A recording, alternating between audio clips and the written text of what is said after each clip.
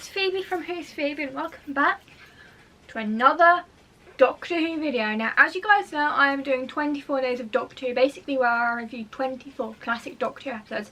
I know I start that, I know I explain that every single start of a video, but in case you're a new subscriber and you don't know how that works, it kind of gives you guys a basic explanation to why I do it. This is a Christmas countdown. So, we have 17 days to go till Christmas. Which is blooming crazy, alright? Like 2 weeks, what the hell? Anyway, this is my review on The Green Death. If you've never seen my face on your screens before, please click that big red subscribe button down below. And also click the notifications bell so you get notifications every single time I upload, because you don't want to miss a video. Because my videos are cool. So today's review is on The Green Death. And if you've never been on my channel before, if this is new to you, this is the first video you're seeing. Basically how my reviews work, I explain this in every video in case there's any new subscribers out there or anyone who's new and never seen my videos before. This just helps them out. I do my positives and my negatives. Look at my tree! I do my positives and I do my negatives of the episode, and then I give it an overall score of 10. And then that's basically it. That's how these reviews work. If I don't like an episode, I will be absolutely 100% brutally honest with you guys. There's no point me being like, oh, I really like this episode when I absolutely hate it. And it's a bit like, once I've finished reviewing the classics, I will be reviewing the from Christopher Eccleston's Doctor, because I know you guys have been requesting that recently as well. But like I said, I need to get these classic episodes, these classic reviews done, and then I can review the Eccleston, from Eccleston to Jodie, because I've already done most of Jodie's like reviews anyway, but like I said, anyway, on with the video. So I like The Green Death because this is also Jo Grant is like last like story for the Doctor. Also, this story kind of is parallel to the Planet of the Spiders in the 3rd Doctor's last season, because his actions come back to haunt him about this. So the Doctor decides to go off to Metebelis 3 to grab one of those like crystal things, and he does do that. So that's fine. I'm not going to say anything more about that, but that does, like, his consequences for that do come back to haunt him. So actually the Doctor being on Metebelis 3 actually made it 10 times worse. So then of course the Doctor decides to go to Wales to find out what the hell is going on in the mine, because he's very curious, because people are dying in the mine green, and naturally this obviously informs Unit and intrigues Unit and everything like that. So there is something very wrong going on, and basically the Doctor finds, when he tries to rescue Jo from the cave, he finds these maggots. These are disgusting. And it's also the very first time that Doctor Who have taken like how bad like petrol and like, you know, like free petrol and diesel are to the world. Like, it's the first time they've ever sort of touched on the economy, about how bad it can be for the world. So this is also a very nice episode, because it's not like your typical monsters, it's giant maggots that could break loose, that will turn into like flies and things. So it's very interesting. Now obviously in this story, Jo falls for Professor Jones, which will be her husband in the future. So this is kind of nice, because it's nice to see Jo kind of now start to become her own person. There's not so many scenes with her and the Doctor in this. It's mostly like the Doctor and Unit in this. It's kind of nice to see that, because like Jo is like more interested in Clifford Jones, and they sort of have this kind of really nice bond in this in this particular story. This is a nice 6-part story. I don't normally say that about all 6-part stories. Sometimes 6-part stories can go on a bit too long, like Planet of the Daleks and everything like that. So this is kind of a really nice, simple story that actually is really nice. The Doctor obviously has to find out what the hell is going on.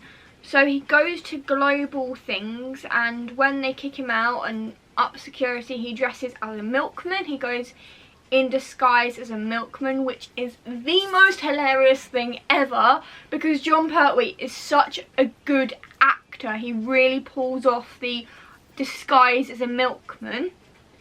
And then he dresses up as a cleaner, and that reminds me so much of Mrs. Doubtfire.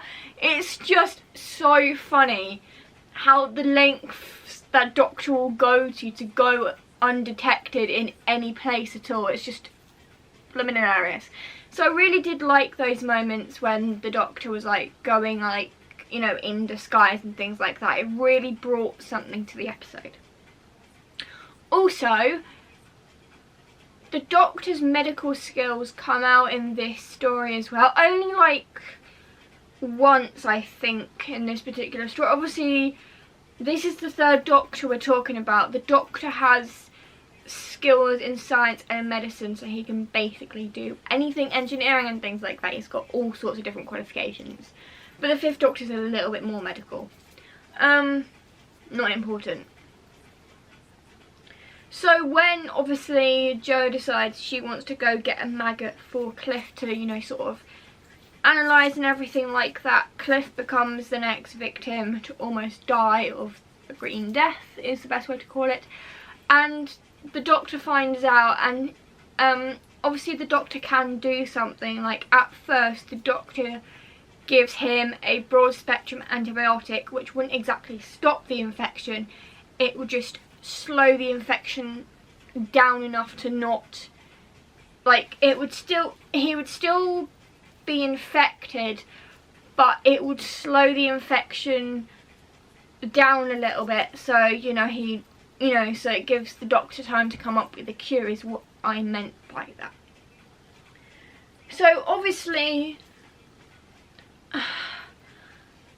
Cliff, before he gets infected, Jo accidentally spills fungus on his slides, and then when she decides to go fetch a maggot and everything like that, you know, just to get out of his way for a little bit as well, like, you know, just to get out of his way and everything. He says serendipity, which actually means an accidental discovery. And when Jo tells the Doctor what she accidentally did, the Doctor realises the fungus is the key to curing people. But also, when the Doctor realises that a maggot ate the fungus that Nancy was cooking in the kitchen, the Doctor realises, hang on a sec, I know how I can destroy these guys. I can feed them fungus, and that does actually work. Like, Sergeant Benton is with the Doctor on Betty, and he's like sprinkling the fungus around, and he goes, here kitty kitty, get some din-dins, and then the Doctor's like, Sergeant Benton. So I found that really kind of interesting and funny, because that is such a typical thing to do. Like, I guess there's such a typical thing to do for your cat. Obviously, my parents are cat owners and things like that, so that's obviously, you know, very funny. I also really liked the pace of this story as well.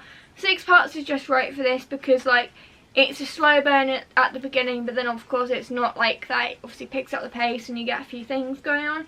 However though, this is Jo's last story, so it is kind of sad seeing her go, because like, the Doctor gives her the crystal from Metebelis 3 as a wedding present, so it is actually sad to see Jo go in this episode. But what's even worse, that's not the worst part. The worst part is the Doctor decides to stay at the house for a drink to, you know, toast the happy couple and everything like that. He's just, you know, stood in the corner having a drink to host the happy couple and everything like that. And then he goes off. He just decides to slip out without even saying goodbye to the Brigadier or letting the Brigadier know he's off back to unit. He just slips out. He slips out without them noticing. He goes back on Betty and goes back to unit HQ. This just goes to show how much the Doctor hates goodbyes. The fact he's willing to stand in the corner there toasting for Jo and her fiance, because obviously he says that they'll pop to Cardiff before going to the Amazon to get married. So that's actually really interesting. The Doctor is like, here's a crystal as your wedding present, here, enjoy. And then he just has a quick drink, slips off back to Unit HQ without even saying goodbye. It just goes to show how much the Doctor hates goodbye. Overall, I really did enjoy this story. I've always loved the Green Death, because obviously you get the break from the standard adventures the Doctor normally goes on. He's still Unit Scientific Advisor. He's still obviously got one more year of his exile, and even though the Time Lords have forgiven him, he can still go anywhere in time and space. He still decides to help Unit for like one more year before he actually goes off to, basically just goes off. But this just goes to show how much the Doctor hates goodbyes as well. Like, as just like he just slips off. So yeah, overall this is a really good story. I definitely totally recommend it as a watch. I definitely rewatch this story all the time because it's definitely one of my favourite Third Doctor stories. I mean, the Green Death is like the best because it's not exactly a monster. It's not exactly like, you know, a Doctor Who monster. They haven't sort of like brought the Daleks back or anything for this particular story. But it's literally just what would happen if people were, you know, to make... It's basically to say that humans can make mistakes, like, you know, trying to offer cheaper petrol and everything like that. So yeah, that's really good. So overall, I'd give this story a 10 out of 10 because this is a really good one. I love it. And the next story I'll be reviewing is The Time Warrior, and this is the very first appearance of Sarah Jane Smith, played by the late Elizabeth Sladen. So the episodes I now review with Elizabeth Sladen will be kind of in her memory. As she's no longer around, I'm going to make sure that the episodes I review with her in, which is up until the 4th Doctor, and which is up until the Face of the Dudley Assassin, I'm going to make sure they honour her, and I'm going to honour her memory, and I'm going to do... So you'll see on the titles that they'll be in honour of Elizabeth Sladen. So yeah. Alright. I'll see you guys tomorrow for another video. Allons-y.